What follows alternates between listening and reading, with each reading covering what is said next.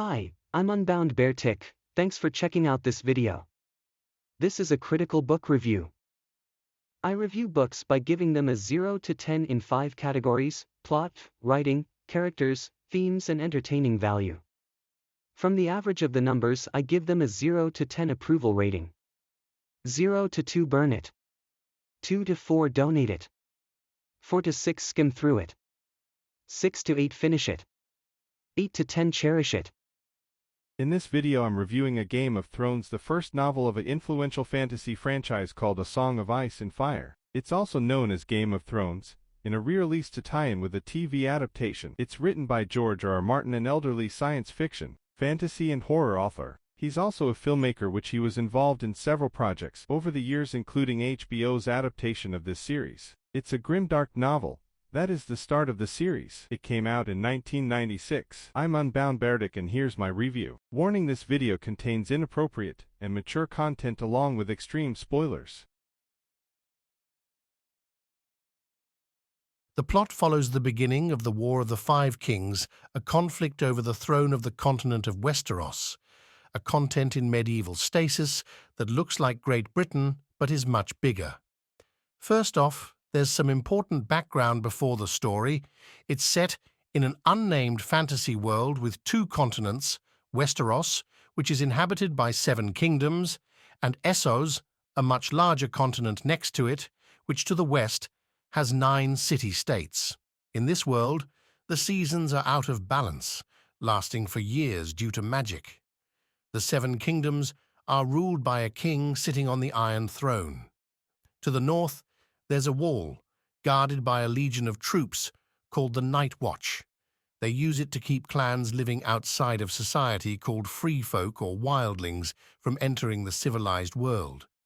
It was originally made to defend the realm from a species of beings with ice powers called the Other or White Walkers.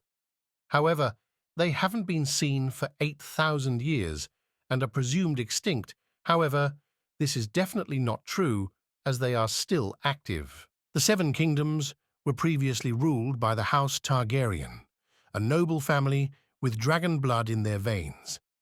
They thought they were better than everyone else, so they only bred with each other, which resulted in insanity, birth defects, deformities, and stillborns.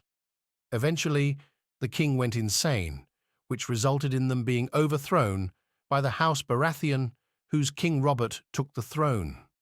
The other important noble houses are the Starks, who used to be kings in the north, the Lannisters, a rich dynasty that rules the west of the nation. The king's married to a woman named Cersei from House Lannister. There's several others, such as the House Bolton and House Tully. It follows the stories of 8 main characters, although there is a prologue following a minor character that dies at the end of it.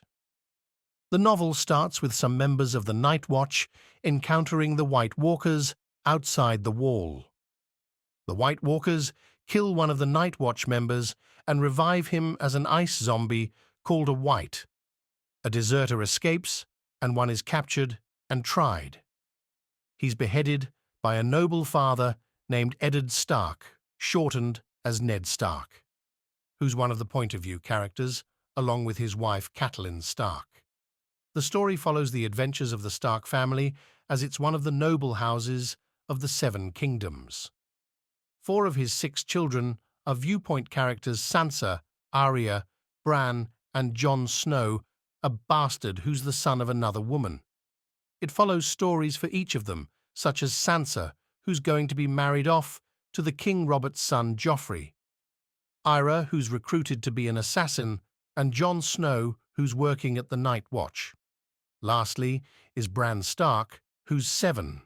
He also has an infant son named Reckon and an eldest son named Robb.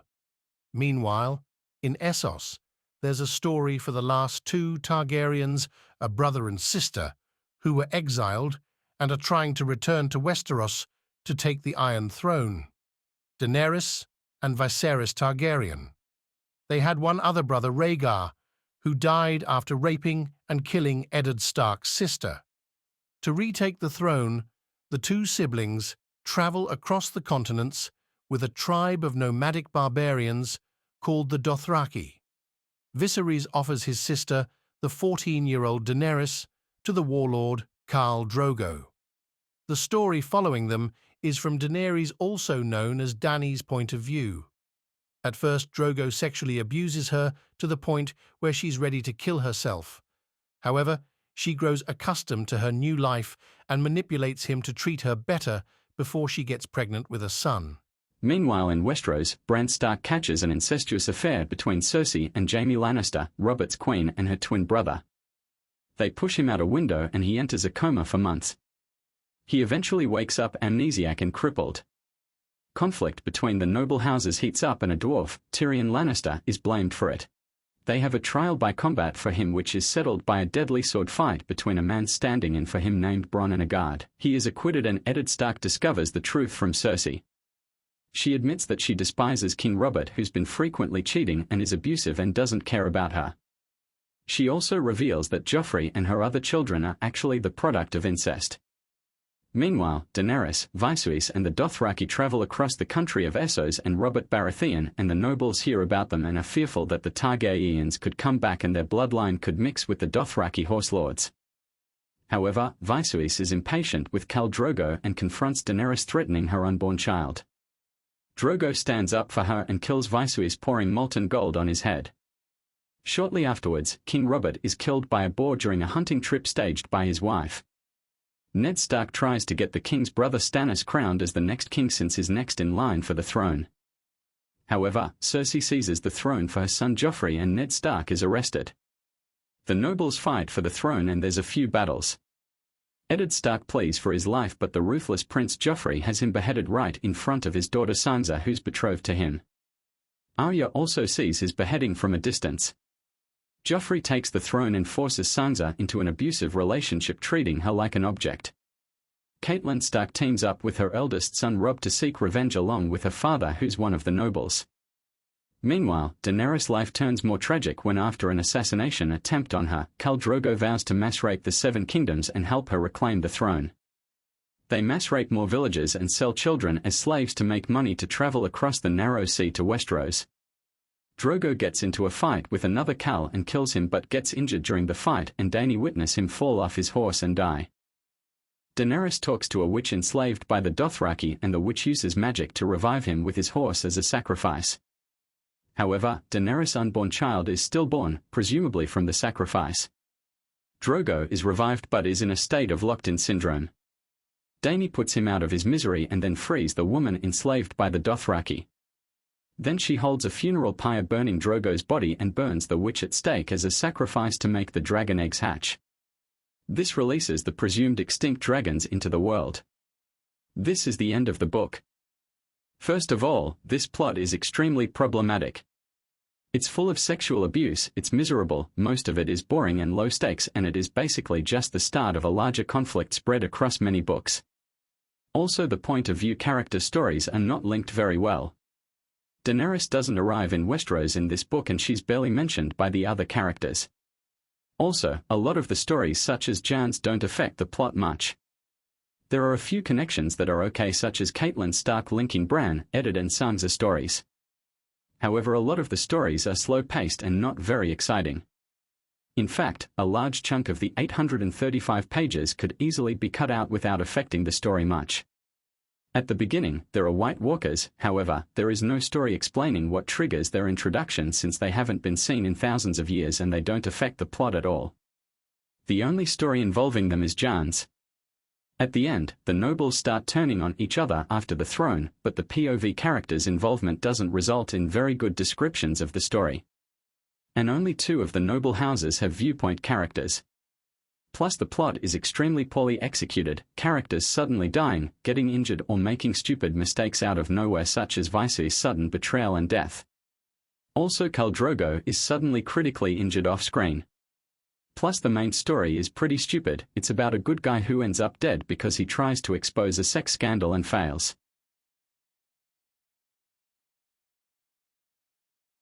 First of all, the dialogue and thoughts of characters is extremely well written.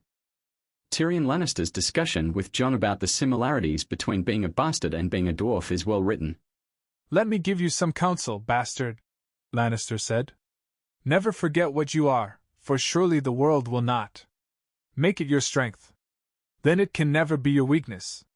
Armor yourself in it, and it will never be used to hurt you." Jon was in no mood for anyone's counsel. "What do you know about being a bastard?" "All dwarfs are bastards in their father's eyes." Also, the story about Daenerys and Khal Drogo is pretty well written. Her thoughts during the wedding are pretty realistic, as she thinks the Dothraki could be monsters posing as humans while seeing them kill each other and have sex with women out in the open. As the hours passed, the terror grew in Dany, until it was all she could do not to scream. She was afraid of the Dothraki, whose ways seemed alien and monstrous, as if they were beasts in human skins and not true men at all. Also, when Cersei admits the truth about her incestuous relationship, her justification for it is very well written. "Your brother," Ned said. "Or your lover." "Both." She did not flinch from the truth. "Since we were children together. And why not? The Targaryens wed brother to sister for 300 years, to keep the bloodlines pure. And Jaime and I are more than brother and sister. We are one person in two bodies. We shared a womb together. He came into this world holding my foot," our old Maester said. "When he is in me, I feel whole." Plus, this implies that the Queen thinks it's okay because the previous monarch had gotten away with it. This gives it a theme of social fallacy. And this is ironic because twins come from the same egg cell. At the end, the chapter following Sansa showing Joffrey's reign is really well written.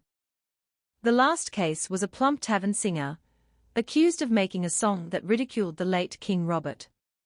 Joff commanded them to fetch his wood harp, and ordered him to perform the song for the court. The singer wept and swore he would never sing that song again, but the king insisted.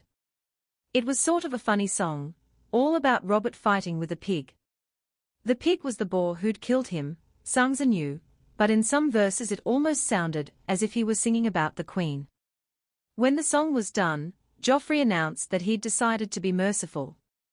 The singer could keep either his fingers or his tongue. He would have a day to make his choice. However, the descriptions of action are extremely mediocre and difficult to follow. Also, the story and world building is poorly written. For instance, the world has a serious scale problem. The tribe of Dothraki has 40,000 men, which is extremely unrealistic, especially since they're a tribal society and there are many other tribes.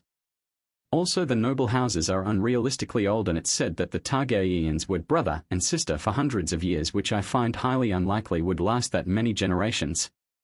The noble house system is poorly introduced and relies on the glossary to figure out most of it.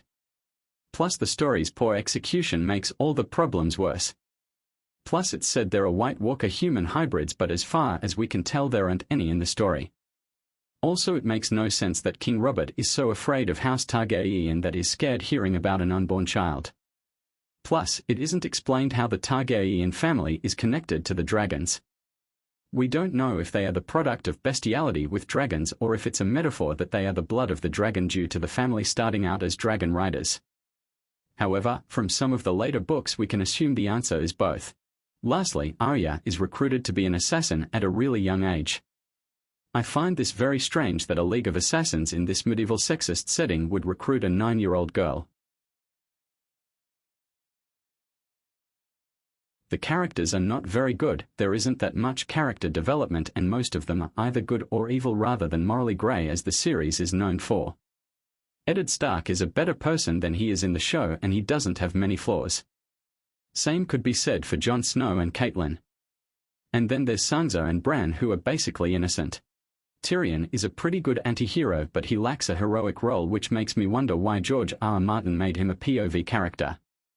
The characters are mostly just living out their regular lives rather than being out to save the world or complete major goals. The multiple POV narrative can be decent in some stories, such as showing different sides of a conflict.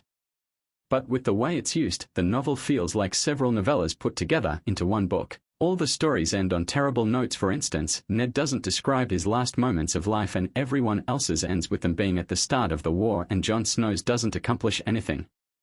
The only story that had a decent ending is Dany's.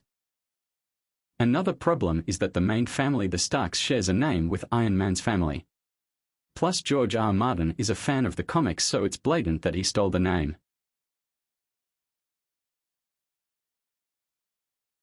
The main theme of the book is the dangers of incest. Sex is one of the biggest themes, however, it doesn't have many positive messages other than showing all the sex taboos in a negative light. It teaches that female empowerment is manipulating and seducing men and putting up with sexual abuse. This is really bad. It has a theme that incest defames families and destroys and pollutes bloodlines. It shows the consequences and dangers of inbreeding. For instance, Daenerys has a hard time carrying children and Joffrey is extremely cruel due to it. Also, it's extremely racist, sexist, and anti-religious. It treats women like sex objects. For instance, when Viserys marries his sister off to Drogo while traveling with the Dothraki clan known as a Khalasar, he makes an extremely sexist remark. I'd let his whole Khalasar f*** you if need be, sweet sister, all 40,000 men, and their horses too if that was what it took to get my army. Be grateful it is only Drogo. In time you may even learn to like him. Now dry your eyes. Illyrio is bringing him over, and he will not see you crying. Plus it's very racist as the Dothraki are basically a mix of the Mongolians and Sioux Native Americans. And this isn't even a fan theory, George R. R. Martin admitted this is how he came up with the concept. Worse, it depicts them as zoophiles, pedophiles, and queer rapists. I suppose, her brother said doubtfully. The savages have queer tastes. Boys, horses, sheep. This is over the line. You can't just combine two real-world races and mix it with a dose of pure fantasy to make the darkest, most inappropriate thing possible. This is pure racism in every sense of the word. Plus the wildlings are people who live outside society similar to Amish and natives. It depicts them as witches and half-breeds. In fact, the book teaches that white civilization is superior over everything else. Plus it teaches that all religion is ridiculous and the religions in the world it's set in feel like parodies of real-world religions such as the Faith of the Seven, which is a blatant parody of Christianity. Plus the Dothraki religion is a joke poking fun of Native American faiths. It's extremely boring and there's very little entertaining value. Some dialogue is very good but it demands a lot from the reader. Also, while it is sexually explicit, it isn't as erotic and entertaining as a lot of erotic and romance novels. It shows more of a sense of pity. A part of this may be to exploit loopholes so that most high schools won't ban this book. There aren't any romantic ships except for a relationship with Tyrion and some prostitute. Plus there's Khal Drogo abusing Daenerys, which becomes romantic as it goes on. This is George R. R. Martin going out of his way to glamorize an interracial pedophile rape. This is sickening and horrible. Despite the lack of entertaining material, it was adapted. The show did better in some aspects but worse in some others. For instance, Joffrey's cruelty is foreshadowed a lot better. However, the budget led to some changes, such as the chapter where Bran discovers the affair climbing on the castle is made a lot less epic. Also, the show made it a lot less racist and anti-religious. But the writers made it more sexist. And my lady Sansa has begged mercy for her father. But they've the soft hearts of women. So long as I am your king, treason shall never go unpunished. Sir Ilyn, bring me his head. Overall, I didn't like the show either.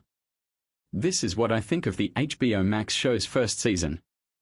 But I think that with the story and source material, a show would be a better bet than adapting it as a film. Honestly, I think a movie adaptation would have failed. In fact, I think that if it was picked up by a different network that didn't allow the soft porn material HBO allowed, it would have failed. The truth is, George R. R. Martin saw this coming, which is why he turned down several pitches to turn A Song of Ice and Fire into a film series. The reason he allowed HBO to adapt it is because he knew they would not force the filmmakers to cut out the problematic and inappropriate elements which most channels would do. Another reason is because David Benioff and D.B. Weiss paid enough attention to the books to figure out that is planning a twist that Jon Snow is not actually the bastard son of Ned Stark and is actually the son of Rhaegar Targaryen and Eddard Stark's sister Lyanna Stark.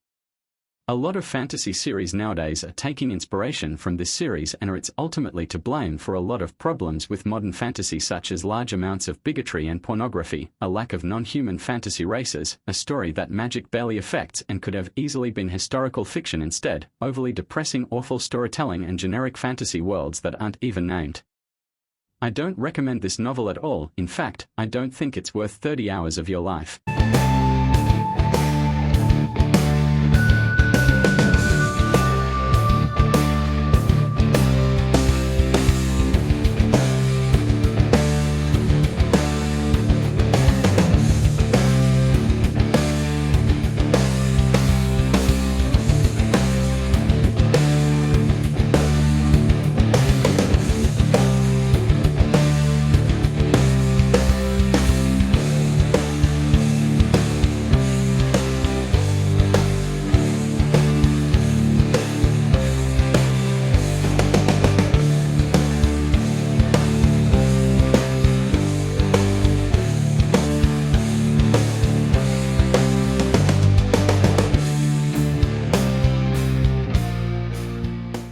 Overall, I give it a 2 out of 10 for plot. I give it a 4 out of 10 for writing. I give it a 1 out of 10 for characters. I give it a 1 out of 10 for themes. I give it a 1 out of 10 for entertaining value. Despite some excellent writing, A Game of Thrones is ruined by awful execution, world building, and a problematic story. I give A Game of Thrones a 1.8 out of 10. I give it an Unbound Beartic approval rating of Burn It.